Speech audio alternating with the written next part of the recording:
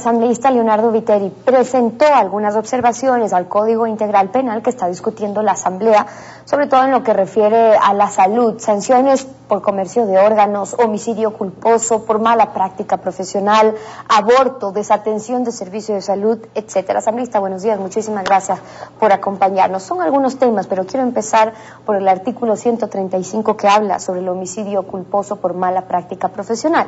Y dice el texto que la persona que por culpa en el desempeño de su profesión ocasione la muerte de otra persona será sancionada con pena privativa de libertad de 3 a 5 años y la inhabilitación para el ejercicio de su profesión de 6 meses a 1 año. ¿Cómo se logra, asambleísta, identificar a un responsable que a veces no es el médico, el cirujano, la enfermera, el que suministró mala anestesia, etcétera? Buenos días. Buen día, un saludo afectuoso a usted, a los televidentes. Estoy convencido de la responsabilidad médica propiamente dicha. Es más, la gran mayoría de médicos en el Ecuador queremos una ley que regule el ejercicio profesional médico. Queremos una ley. Y hoy, en este código, hemos hecho observaciones. Lo que no queremos y no podemos permitir es que se criminalice el acto médico. Este código no es justo con los médicos. ¿Qué es lo que intenta el gobierno? El gobierno intenta endosar su fracaso de 6 años de gobierno en salud pública, endosárselo a los médicos del Ecuador. ¿Pero por qué? Vamos revisando algunos de esos artículos, por ejemplo en ese que usted también hace algunos reparos que habla sobre el homicidio culposo, es decir, sin intención. No estamos diciendo que el médico entró para matar, pero que pudo haber terminado con la vida de una persona y que tiene que ser sancionado. Señorita Espín, para que exista homicidio debe existir voluntad y conciencia. En medicina, 2 más 2 es 5. Medicina no es una ciencia exacta. Es por esto que nuestra propuesta, que eso es lo más importante, nuestra propuesta a este Código Integral Penal es que exista un peritaje especializado en temas médicos. El peritaje es la clave de un juicio, es la clave de un juicio. Por lo tanto, un juez de tránsito o otro juez no puede dirimir temas con criterio farmacológico, médico, quirúrgico.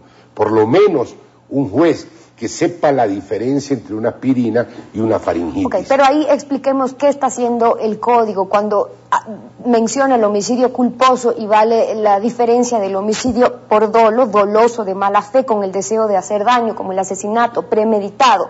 El culposo estamos hablando cuando accidentalmente o por un descuido le quita la vida a otra persona, un médico. En la actual ley se nos puede juzgar por negligencia, impericia, inobservancia e imprudencia en la actual ley. Por eso es que queremos una nueva ley. Pero en este código le pongo yo un ejemplo. Dígame una cosa, ahí reza o dice algo que tiene que ver si es que el paciente queda lisiado, lesionado. No existe, pues.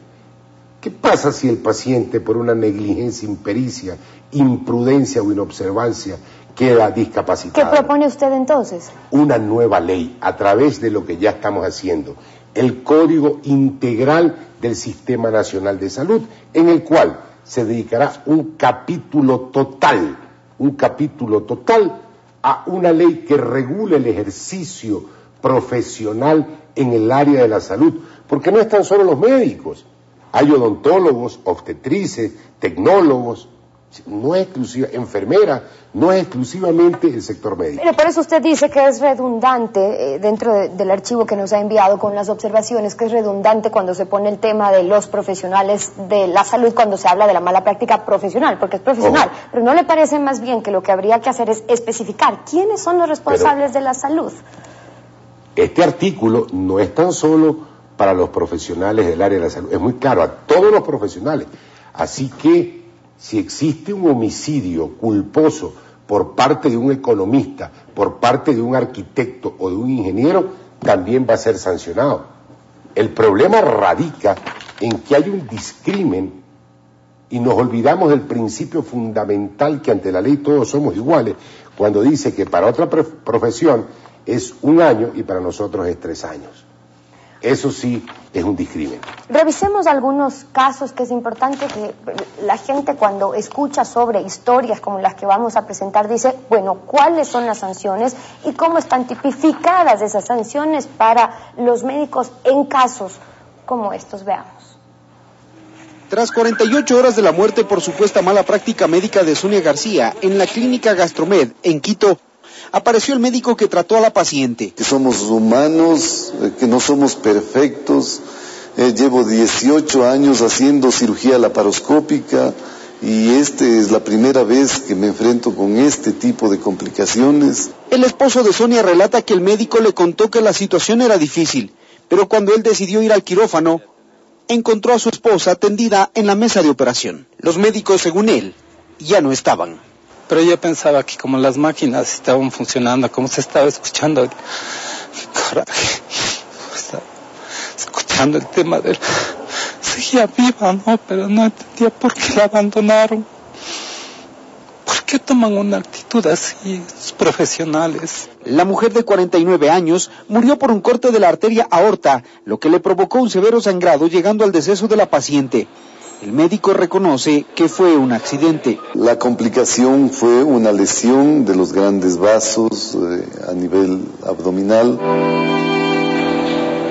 Con la mirada perdida, sin habla y en estado vegetativo desde hace 1 año 2 meses, Raúl Barragán junto a su familia viven la secuela de una práctica médica que les cambió la vida.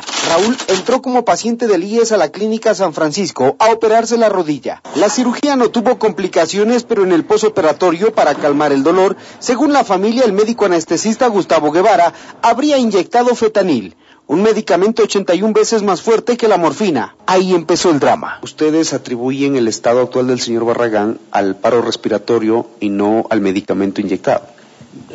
Bueno, el medicamento conduce al paro respiratorio. La dosificación ya es responsabilidad del tratante, pues, ¿no? En estos casos, por ejemplo, que por cierto hay que aclarar que siguen en investigación, ¿cómo se sanciona a los responsables? Eso es lo que le preocupa a la ciudadanía. Terrible, y eso es lo que queremos, que exista un peritaje especializado que determine si fue el fentanil en el caso del paciente que se operó de la rodilla o si fue el paro cardiorrespiratorio y que hubo una anoxia cerebral. Eso debe ser dirimido por jueces especializados, por peritos especializados. Pero no hay cosa más grave para un médico que la vindicta pública, que la opinión pública. Eso es terrible. La vida del cirujano que acabamos de ver, se acabó su profesión. Lo que pasa es que en nuestro país usted, por ejemplo, hace referencia a que evidentemente puede ser sancionado un médico por negligencia, pero el resultado es que recién en las próximas semanas se podría meter preso o va a estar en prisión un médico por un caso de negligencia y es la primera sentencia que se ha dictado en Ecuador y que finalmente va a estar un médico del Hospital Metropolitano. En el país ha habido muchísimas sentencias. ¿Por negligencia? Por negligencia, impericia y imprudencia. Hace pocos días, una paciente ingresa al hospital de la policía, tengo un juicio, ingresa y fue sentenciada la médico y también la enfermera. Imagínese. ¿Y estuvo detenido el médico? Sí, claro, ya le cuento. Entonces, era una paciente que era alérgica y el momento que ellas la ingresan para hacer un tratamiento, le entregan un caldo de pescado, abre la olla donde venía, el plato donde venía, y ella le da un rash alérgico y hace un paro. Y viene la enfermera y le pone adrenalina racemi, que no la otra adrenalina. Dígame una cosa, hay juicio y hay sentencia sobre eso. Y así hay muchísimos juicios. Nosotros los médicos del país sí aceptamos tener una ley que regule la buena práctica médica, estamos totalmente de acuerdo. Usted no puede comparar entre un médico que entre a operar borracho con un médico que por un error o por una mala observación se confunda en el diagnóstico en una placa de rayos X. Señorita Espín, un médico en consulta externa ve entre 4.000 y 6.000 pacientes al año.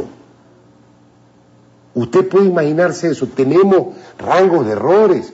Los televidentes, la gran mayoría de los televidentes están vivos gracias a un médico. Y hay que reconocer evidentemente el trabajo de esos médicos, y queremos todos nos estamos dispuestos. Lo que estamos hablando es una ley en el caso en que evidentemente se cometan estos errores y lamentablemente terminen con la muerte de una persona. Ahora, hay otros artículos importantes como el 200 que habla sobre la desatención del servicio de la salud y usted hace algunas observaciones sobre eso también. Ese artículo dice, la persona que estando en la obligación constitucional de prestar un servicio de salud se niegue a atender a pacientes en casos de emergencia o en estado crítico será sancionada con pena privativa de libertad de 3 a 5 años. ¿Cuántos casos hemos escuchado también de médicos que se han negado a atender? Pero algunos son precisamente porque no tienen el espacio, la infraestructura para hacerlo. Entonces, ¿cómo se debe regular eso? Digamos una cosa, ¿y quién juzga a este Ministerio de Salud donde han muerto niños por sarampión, por dengue, por rabia, por alcohol metílico? ¿Quién lo juzga? ¿Qué pasa en un momento dado? ¿Usted cree que yo soy el culpable si yo estoy en el quirófano y tengo un accidente vascular y necesito unidades de sangre y pido al auxiliar, tráigame unidades de sangre? Doctor, no hay sangre, porque ya la Cruz Roja ya no existe, ya no está existiendo sangre en los hospitales. El ministerio le quitó esa competencia a la Cruz Roja. ¿Qué pasa si me llega un politraumatizado y yo no tengo un equipo rayos X? Por eso es que usted cree, asambleísta, que se tiene que especificar que la desatención del servicio de salud se dé teniendo la capacidad de hacerlo, sancionar solo en esos casos. Por eso pedimos el licenciamiento de las unidades de salud. Eso es lo que queremos los médicos del país. Estamos de acuerdo con la ley, pero si no tenemos un equipamiento, por eso queremos el licenciamiento. Y otra de las cosas que queremos los médicos del Ecuador es que estamos prestos a recibir charlas para humanizar el trato médico-paciente. Yo estoy totalmente de acuerdo con eso. Así que vamos a una ley para juzgar a los médicos con criterio técnico. Ahora, sobre la disposición para que los médicos tengan que cumplir una jornada de 8 horas laborables, es decir, trabajar las 8 horas, 4 semanales, ¿cómo cree que eso va a mejorar o empeorar la atención a los pacientes, que es en realidad lo que importa? Lo más grave para un médico es sentirse perseguido y asustado por estas leyes. Imagínese usted un médico perseguido y asustado. ¿Usted cree que yo estando en el hospital, a mí me llega un caso grave, un politraumatizado, lo voy a tener que derivar? Prefiero no atender. Exactamente. Entonces, lo peor que podemos pasar los médicos es estar asustados. El problema con las horas laborables es que hay médicos que han ganado contratos por 4 y 6 horas. Entonces, yo gané un concurso. Para trabajar 6 horas diarias. ¿Bajo qué argumento legal y además, conociendo la situación de los médicos, se permitió que un médico, a diferencia de otros servidores públicos, no trabaje en las 8 horas, sino las 4 o 6 horas? Precisamente porque hay trabajos especiales. Un médico que ve 6.000 consultas al año, ¿usted cree que después de ver 30 consultas diarias no está agotado? El problema radica también que la persecución a los médicos del país, el discrimen que tenemos, y por último, tenemos una ministra de Salud que es licenciada en Historia, faltándole el respeto a la clase médica. Lo que se ha dicho sobre esto es que en estos trabajos riesgosos, por ejemplo, cuando los médicos están expuestos a radiación, que no lo pueden hacer por más de determinadas horas, por ejemplo, puedan dedicarse a esto 3, 4 horas y atender consultas u otro tipo de trabajo no riesgoso el resto de horas para cumplir las 8. La atención directa al paciente está comprobado que no puede ser más de 6 horas. Pasado de ese tiempo, empieza a declinar la capacidad y sobre todo los criterios técnicos del médico. Además, les repito, si hemos ganado concurso por 6 horas, pues los nuevos concursos que los hagan por 8 horas diarias. El tema es que en esta persecución a los médicos lo que quieren es traernos médicos cubanos para que nos reemplacen. Para cerrar, finalmente esta disposición ya está vigente. La Federación de Médicos ha dicho que no se quieren acoger a ello, pero lo que les va a tocar hacer es ponerse un cartel diciendo: me disculpa si cometo algún error, pero es que estoy cansado. Ahí está el terror para los pacientes, que finalmente cómo se exponen a verse o atenderse con un médico que evidentemente reconoce que podría cometer incluso un error. ¿Qué acciones se van a tomar cuando la disposición ya está vigente para cerrar, asambleísta? Por las tardes los médicos en los hospitales de segundo nivel están subutilizados y eso debería ser el Ministerio de Salud Pública. Si están en las tardes subutilizados, propender a que las madres de familia lleven a sus hijos también en las tardes. Insisto, la política pública en salud en este país es un error. Vamos a una política pública de prevención y de educación para la salud y que no nos persigan a los médicos. Y eso para que más allá de que los médicos puedan cumplir estas 8 horas de trabajo, haya la infraestructura, los insumos para que puedan atender también durante esas horas. Gracias, asambleísta, por haber estado con nosotros.